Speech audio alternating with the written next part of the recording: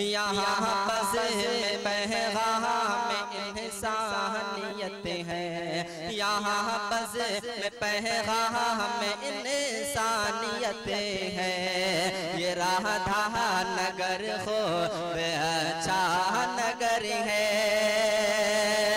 یہاں بس پیغام انسانیت ہے، یہ رادھا نگر خوب اچھا نگر ہے، یہاں بس پیغام انسانیت ہے، یہاں بس پیغام انسانیت ہے، یہ رادھا نگر خوب اچھا نگر ہے، یہاں بس پیغام انسانیت ہے، یہ رادھا نگر خوب اچھا نگر ہے۔ اب میں آپ حضرات کو پھر خطابت کے میدان میں لیے چلتا ہوں، اور خطابت کے لیے ارباب فکر و نظر، فصاحت و بلاغت سے با اثر، مصلح انسانیت، نباز قوم و ملت، ترجمان توحید و سنت، منبع تہذیب و ثقافت، ملت اسلامیہ کی چاہت، مفتی اعظم بھاگلپور حضرت مولانا مفتی الیاس صاحب دامت برکاتہم شیخ الحدیث مدرسہ اصلاح المسلمین کو بڑے ہی ادب و احترام کے ساتھ میں دعوت دے رہا ہوں کہ حضرت تشریف لائیں اور اپنی ایمانی عرفانی حقانی تقریر سے خوابیدہ قوم کو بیدار کریں۔ نحمده ونصلي على رسوله الكريم اما بعد فقد قال تعالى اعوذ بالله من الشيطان الرجيم بسم الله الرحمن الرحيم ان الملوك اذا دخلوا قرية افسدوها وجعلوا عزة اهلها اذلة وكذلك يفعلون وقال النبي صلى الله عليه وسلم خير الناس من ينفع الناس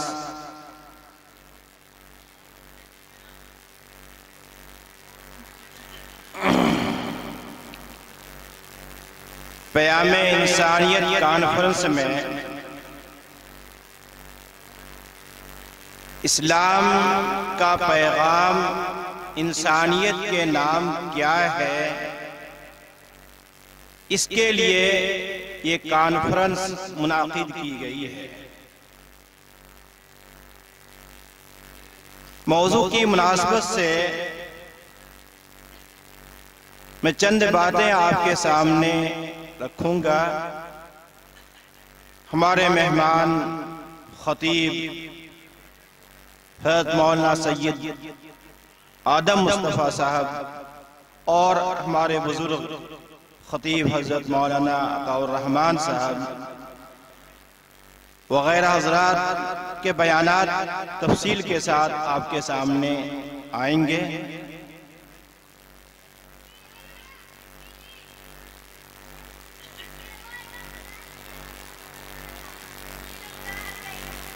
مسلمان کی حقیقت حدیث پاک میں کیا بیان کی گئی ہے؟ ایک مسلمان کا مطلب کیا ہے، وہ حدیث پاک کی روشنی سے سنیے۔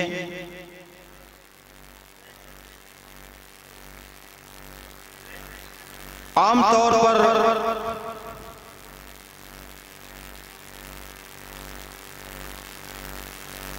اسلام کے سلسلے میں یہ ایک تصور قائم کیا جا رہا ہے کہ اسلام میں آتنکواد کو بڑھاوا دیا گیا ہے یا اسلام طاقت کی زور پہ پھیلا ہے۔ اسلام کا گہرائی کے ساتھ مطالعہ کرنے والے اور ان تمام غزوات کو حقیقت کے ساتھ جاننے والے یکسر کہہ سکتے ہیں کہ اسلام میں کہیں بھی فساد آتنکواد نہیں ہے۔ ہاں اسلام میں کچھ غزوات ہوئے ہیں، لیکن اس کا پس منظر اگر دیکھا جائے تو سارے غزوات کا پس منظر مدافعانہ ہے۔ غزوہ بدر ہو، احد ہو، اسی طرح غزوہ احزاب اور جسے غزوہ خندق کہتے ہیں، سب کا پس منظر اگر دیکھا جائے تو مسلمانوں نے اپنے دفاع کی خاطر یہ سب غزوات لڑے۔ دفاع کا مطلب یہ ہے کہ اگر کوئی ہمارے اوپر حملہ کرتا ہے تو ہم اس کے حملے کو دفاع کرنے کے لیے اس کو دفاع کریں تو یہ جنگ نہیں ہے بلکہ حملے کو دفاع کرنا ہے۔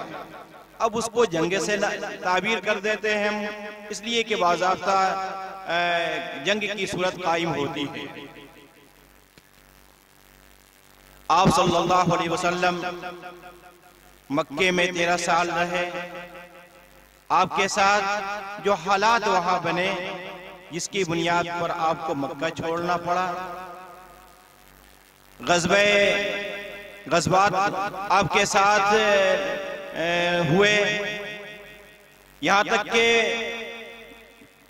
آپ کے دشمنان نے مسلمانوں اور اسلام کو بالکل نیست نابود کرنے کے لیے مدینے پر حملہ کرنا چاہا کہ اسلام کو اور مسلمانوں کو بالکل نیست نابود کر دیں گے۔ تو ایسے وقت میں خندق کھود کر ان لوگوں نے اپنی حفاظت کی۔ اس کے 2 سال کے بعد ہی مکہ فتح ہوتا ہے، اور آپ اسی مکے میں جہاں سے آپ کو آپ کے اوپر طرح طرح کے مظالم کیے گئے، آپ کے اصحاب کے ساتھ زیادتیاں کی گئیں اور طرح طرح کی مصیبتیں ان پر ڈالی گئیں، لیکن جب آپ مکے میں فاتحانہ حیثیت سے داخل ہوتے ہیں تو آپ کا رویہ وہاں کیا رہا؟ ایک جانب قرآن کریم ہے جو اس بات کا نقشہ کھینچتا ہے کہ جب کوئی حکمراں کسی ملک کو فتح کرتا ہے، کسی آبادی کو فتح کرتا ہے، تو فتح کے غرور میں، نشے میں اس پوری آبادی کو تہس نہس کر دیتا ہے اور اینٹ کی اینٹ بجا دیتا ہے، پوری آبادی کو ویران کر دیتا ہے۔ جو آبادی کے سرکردہ لوگ ہوتے ہیں اسے پست کر دیتے ہیں، اس کے پسپا کر دیتے ہیں، لیکن آپ جب مکے میں داخل ہوتے ہیں اور فاتحانہ حیثیت سے داخل ہوتے ہیں، آپ کے سامنے وہ سب مظالم آپ کو یاد ہیں کہ کن لوگوں نے ہمارے ساتھ مظالم کیے، ظلم کیے، لیکن آپ مکے میں داخل ہونے پر آپ فرماتے ہیں من دخل بیتہ فہو آمن، من اغلق بابہ فہو آمن، من دخل دار ابی سفیان فہو آمن۔ جو اپنے گھر میں پناہ گزین ہو جائے اسے امن ہے، جو اپنے گھر کے دروازے کو بند کر لے وہ اسے امن ہے، جو ابی سفیان کے گھر میں داخل ہو جائیں اسے امن ہے۔ آپ نے امن عام کا اعلان فرما دیا۔ اسلام اسی کا نام ہے کہ اسلام میں امن ہی امن ہے۔ ایسے وقت میں جبکہ آدمی پوری طاقت کے ساتھ فاتح ہے اور وہ چاہے تو زیر و زبر کر سکتا ہے، لیکن ایسے وقت میں آپ نے وہ کوئی انتقام نہیں لیا۔ یہ فتح مکہ کا پس منظر ہے جس سے اسلام کی شبیہ ہمارے سامنے آتی ہے کہ اسلام صلح و آشتی کا، امن کا کی دعوت دیتا ہے۔ اسلام میں کہیں بھی ایسی کوئی بات نہیں ہے جس سے اس کو آتنکواد سے جوڑا جائے۔ آپ صلی اللہ علیہ وسلم نے فرمایا خیر الناس من ینفع الناس، تم میں بہتر وہ ہے جو لوگوں کو فائدہ پہنچائے۔ عام طور پر مسلمانوں کے سلسلے میں ایک حدیث روایت کی جاتی ہے، المسلم من سلم المسلمون من لسانی و یدی، کہ مسلمان وہ ہے کہ عام مسلمان اس کی زبان سے، اس کے ہاتھ سے محفوظ ہو۔ اس حدیث کی روایت بہت سارے محدثین نے کی ہیں۔ ملا علی قاری رحمت اللہ علیہ مشکوہ شریف کے شارح ہیں، وہ فرماتے ہیں کہ المسلمون کی قید جو اس حدیث پاک میں ہے اتفاقی ہے۔ اس کا یہ مطلب نہیں ہے کہ مسلمان صرف وہی ہے کہ مسلمان ہی اس سے محفوظ رہے ہیں، بلکہ چونکہ عام طور پر ایک مسلمان مسلمانوں کے درمیان رہتا ہے، اس لیے المسلمون کی قید اس میں آئی ہے، ورنہ مسلم وہ ہے المسلم من سلمہ الناس۔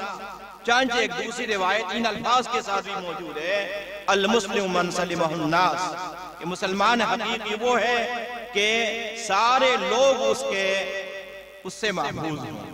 اسلام کے معنی ہی ہے صلح، عاشری، امن۔ اس لیے اسلام کو ان چیزوں سے جوڑنا، اور خاص طور پر قرآن کریم کی ان آیتوں کو ان چیزوں سے جوڑنا یکسر حماقت ہے، ناعقلی ہے۔ نبی پاک صلی اللہ علیہ وسلم نے ہمیں جو تعلیم دی ہے، اور جو آپ صلی اللہ علیہ وسلم نے واقعات ہمارے سامنے آتے ہیں، وہ سب کے سب ایسے ہیں کہ آپ نے ہر ایک کے ساتھ امن کا برتاؤ کیا ہے۔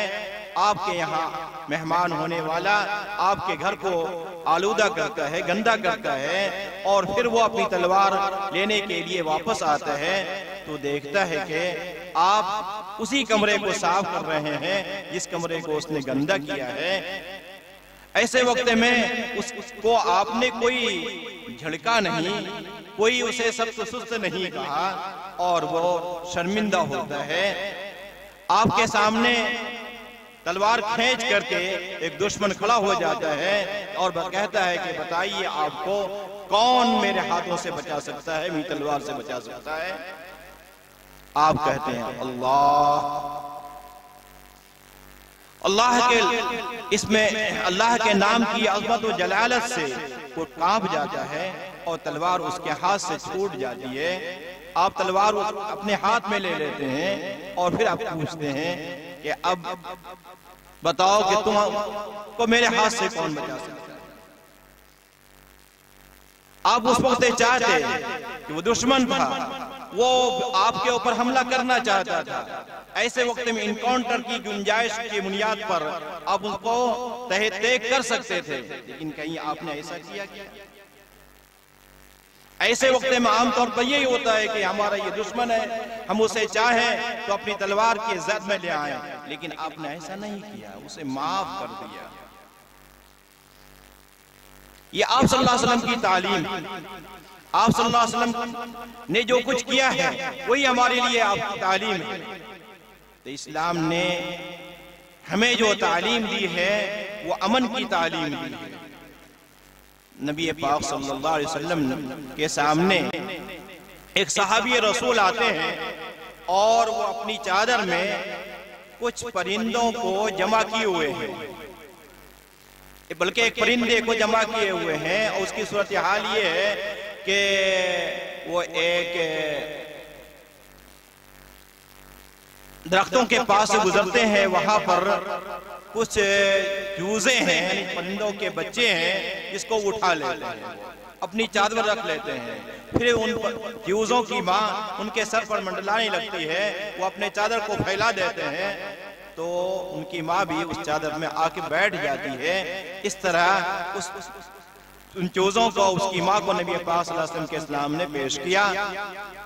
آپ نے فرمایا کہ تم نے ان پرندوں کو ان کی ماؤں کے ساتھ جو پریشانی میں ڈالا ہے، ایسا تمہارے لیے کرنے کی گنجائش نہیں ہے، تم ان کو لے جاؤ، جہاں سے تم نے ان کو لایا ہے وہیں ان کو پہنچاؤ۔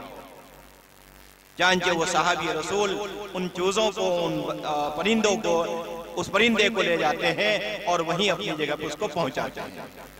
آپ صلی اللہ علیہ وسلم نے فرمایا ان فی ذات کل کبدۃ رطبۃ صدقہ، کہ اگر ہم کسی بھی ایسے صاحب دل کو فائدہ پہنچاتے ہیں جس کے اندر تر و تازہ دل ہے، چاہے وہ جانور ہو، حیوان ہو، انسان ہو، تو اس میں صدقہ فرمایا گیا ہے۔ بہت مشہور واقعہ ہے کہ کتے کو پانی پلانے کی بنیاد پر کسی کو جنت نصیب ہو سکتی ہے، اور آپ صلی اللہ علیہ وسلم نے اس کا تذکرہ فرمایا کہ ہم نے ایسے کو بھی دیکھا جنت میں کہ جس کو جنت صرف اس لیے مل گئی کہ اس نے پیاسے کتے کو پانی پلایا۔ تو جانوروں پر بھی اس مذہب میں رحم کرنے، شفقت کھانے، ان کے ساتھ ہمدردی کا معاملہ کرنے پر جنت کی بشارت ہے۔ وہاں انسانیت کا خون کیسے گوارا ہو سکتا ہے، کیسے ایک آدمی کسی آدمی کو تکلیف پہنچا سکتا ہے۔ اس لیے انسان جتنے بھی ہیں، چاہے وہ کسی بھی دھرم، کسی بھی مذہب سے تعلق رکھتے ہوں، سب کے سب انسانیت کا خون ان کے اندر ہے۔ سب کے سب حضرت آدم علیہ السلام اور حوا علیہ السلام کی اولاد ہیں، ایک ماں باپ کی اولاد ہیں۔ ہر ایک آدمی کے اندر وہی خون ہے، جو ایک مسلمان میں خون ہے، وہی ہندو میں خون ہے، وہی عیسائی میں ہے، وہی سکھ میں ہے، وہی بودھ میں ہے۔ اس لیے یہ بھید بھاؤ اور یہ اونچ نیچ کرنے کی گنجائش نہیں۔ نبی پاک صلی اللہ علیہ وسلم نے فرمایا لا فضل لعربی علی عجمی ولا لأحمر على ابیض ولا لأبیض على اسود الا بالتقوی۔ سارے کے ساتھ کلکم بنو آدم، سارے کے سارے انسان آدم کی اولاد ہیں۔ کسی بھی عجمی کو عربی پہ، کسی بھی گورے کو کالے پہ، کسی کے سرخ کو سیاہ پہ، سفید پہ کوئی فضیلت نہیں ہے، اس لیے کہ سب کے سب آدم کی اولاد ہیں۔ اگر کسی کو فضیلت ہے تو وہ تقوی کی بنیاد پر ہے، اللہ کی خشیت، اللہ سے ڈر، اللہ کے سامنے جھکنے والا کتنا ہے، اس کی بنیاد کو اسے تقوی مل سکتا ہے۔ اس لیے سارے انسان ایک دوسرے کے لیے برابر کا درجہ رکھتے ہیں۔ اگر کسی کو فوقیت ملتی ہے تو وہ اللہ کے سامنے اس کے مقرب ہونے کی بنیاد پر ہے، اور یہ تقرب ملتا ہے تقوی کی بنیاد پر۔ اس لیے یہ بھید بھاؤ کچھ نہیں ہے، یہ تو ہمارے نبی پاک صلی اللہ علیہ وسلم کے کچھ طریقے تھے، کچھ نمونے تھے ان کی زندگی کے۔ آپ صلی اللہ علیہ وسلم کے اصحاب اور آپ صلی اللہ علیہ وسلم کے ماننے والوں نے بھی ایسے کارنامے انجام دیے ہیں جس سے امن کا، صلح کا اور بھائی چارہ کا، سدبھاونا کا سبق ملتا ہے۔ ہمارے بزرگوں میں شیخ الاسلام مولانا حسین احمد مدنی رحمت اللہ علیہ کا نام سنا ہوگا۔ ایک مرتبہ ٹرین میں سفر کر رہے ہیں، ایک آدمی کو دیکھتے ہیں کہ وہ شوچالے کی طرف جاتا ہے، پھر آگے بیٹھ جاتا ہے۔ حضرت نے محسوس کیا کہ لگتا ہے کہ شوچالے گندا ہے، جس کی بنیاد پر یہ آدمی تقاضے کے باوجود اپنا تقاضا پورا نہیں کر پا رہا ہے۔ حضرت چپ چاپ اٹھے، شوچالے گئے اور صاف کر کے اپنی جگہ پر آ بیٹھے، اور پھر اس آدمی سے کہا کہ وہ اگر ضرورت ہے تو آپ چلے جائیے، وہ صاف ہے۔ آپ نے یہ خدمت اس آدمی کے لیے کیا جو مسلم نہیں تھا، وہ مسلم نہیں تھا بلکہ عام جس آدمی کے لیے کیا تھا در حقیقت وہ نن مسلم تھا۔ آپ نے اس کے لیے یہ خدمت کی اور اس سے دوسرے لوگ بھی فیض یاب ہوئے۔ اس طرح کے بہت سارے واقعات ہمارے سامنے ہیں، اس لیے ہمیں سبق ملتا ہے اس بات کا کہ ہمارا ہر ایک کے ساتھ رویہ رواداری کا ہونا چاہیے، انسانیت کی ہمدردی کی بنیاد پر ہونا چاہیے۔ ہمارے پڑوسی مسلم ہوں نن مسلم ہوں، ہمارے پڑوسی جیسے بھی ہوں، ان کے ساتھ ہمارا رابطہ اچھا ہونا چاہیے، ان کے غموں میں ان کی خوشیوں میں شریک ہونا چاہیے۔ نبی پاک صلی اللہ علیہ وسلم تو یہ ہیں کہ ایک یہودی بچے کی عیادت کے لیے جاتے ہیں، ایک یہودی بچے کی عیادت کے لیے جاتے ہیں، اور وہ آخر میں اسلام بھی قبول کر لیتا ہے اور پھر دنیا سے رخصت بھی ہو جاتا ہے۔ وہ بات یہ کہ یہودی کی عیادت کے لیے جانا آپ صلی اللہ علیہ وسلم کا فعل ہے، آپ صلی اللہ علیہ وسلم کا عمل ہے۔ اس لیے اگر ہمارا کوئی پڑوسی نن مسلم بھی ہے، ہم اس کی عیادت کے لیے اگر جائیں تو اس سے سنت رسول صلی اللہ علیہ وسلم زندہ ہوتی ہے۔ تو ہمارا ایک دوسرے کے ساتھ ربط ہونا چاہیے، اور یہی ہمارا اسلام ہمیں سبق دیتا ہے۔ اور قیام انسانیت کانفرنس کے قائم کرنے کا مقصد بھی یہی ہے کہ ہمارے درمیان رواداری ہو، بھائی چارگی ہو، اخوت ہو، اور یہ معاملہ صرف ہم اپنے مسلمانوں کے درمیان ہی قائم نہ رکھیں، بلکہ یہ معاملہ ہم اپنے برادران وطن کے سامنے اور اپنے پڑوسیوں کے سامنے رکھیں، ان کے ساتھ بھی ہمارا معاملہ ایسا ہی ہو جیسا کہ ہمیں اپنا اسلام ہمیں سبق دیتا ہے۔ اسلام نے ہمیں جو سبق دیا ہے اسی سبق کو دہرانے کے لیے، اسی کو یاد دلانے کے لیے آج کی یہ کانفرنس بلائی گئی ہے۔ اگر ہم نے اس رواداری کو قائم کیا تو ہم سمجھتے ہیں کہ آج کی یہ کانفرنس کما حق کامیاب ہوگی، اور اس کا پورا فائدہ امت کو پہنچے گا، اور اسلام کا جو اصل سبق ہے وہ پوری دنیا میں عام ہوگا۔ اللہ سے دعا ہے کہ اللہ تعالیٰ میں اسلامی احکام پر عمل کرنے اور اخوت و بھائی چارگی کے ساتھ رہنے، رواداری اور ایک دوسرے کے ساتھ مل جل کر کے شکر ہو کر رہنے کی توفیق عطا فرمائے۔